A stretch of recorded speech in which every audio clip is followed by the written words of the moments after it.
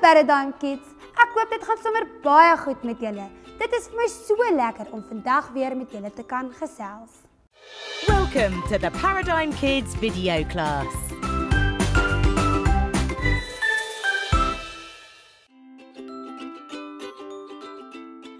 Vandag doen ons eerste fynmotoriese oefening van hierdie tema bespreking. Nou, wat is fynmotoriese vaardighede en hoekom moet ons dit so gereeld doen? Dinge wat ons vanselfsprekend aanvaar, soos om 'n pen vas te hou of 'n kraletjie tussen jou duim en jou wysvinger van die vloer af op te tel of selfs om net jou hemp se knoop vas te maak, kan nie gebeur sonder die werking van jou klein spiere nie. Die vermoë om ons spiere te beheer is die sleutel agter elke beweging wat ons maak. Fynmotoriese ontwikkeling behels die ontwikkeling van hierdie klein spiere wat meestal voorkom in die palms van ons hande, ons vingers en ons oë. Die beheer van hierdie klein spiere is wat jou in staat stel om 'n verskeidenheid van die materiale en gereedskap presies en reg te hanteer asook beheer. Die klein spiertjies van hierdie hand moet saamwerk met die klein spiertjies van jou oog en dit is wat ons oog- en handkoördinasie noem, sodat jy akkurate bewegings kan uitvoer.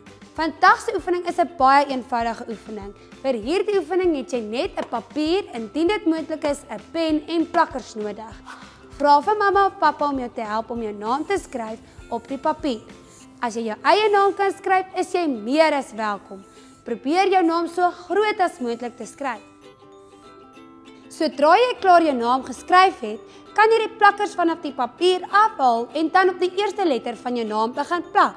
Presies hoe jy jou naam sou skryf. Terwyl jy die plakkers op die lettertjie plak, kan jy en mamma of pappa ook bespreek wat alles met daardie lettertjie begin. Byvoorbeeld, as jy besig is om die lettertjies vol te plak met die plakkers, kan jy dink aan 'n slang, 'n seekoei en segstokkies. Hierdie kan jou woordeskat ook uitbrei. Onthou om al die lettertjies van jou naam te plak. My naam het 6 lettertjies in, wat beteken ek gaan 6 letters vol moet plak. Hierdie fynmotoriese oefening het nie net jou fynspiere ontwikkel nie, maar ook jou taal. Dit is baie belangrik om jou naam self te kan skryf. En hierdie is 'n maklike manier om te begin leer. Ek hoop jy het hierdie aktiwiteit baie geniet. Baie dankie dat julle so mooi saam met my geleer het, Paradigm Kids. En onthou om vir almal te vertel wat jy geleer het. Soet wees en sien julle volgende keer weer.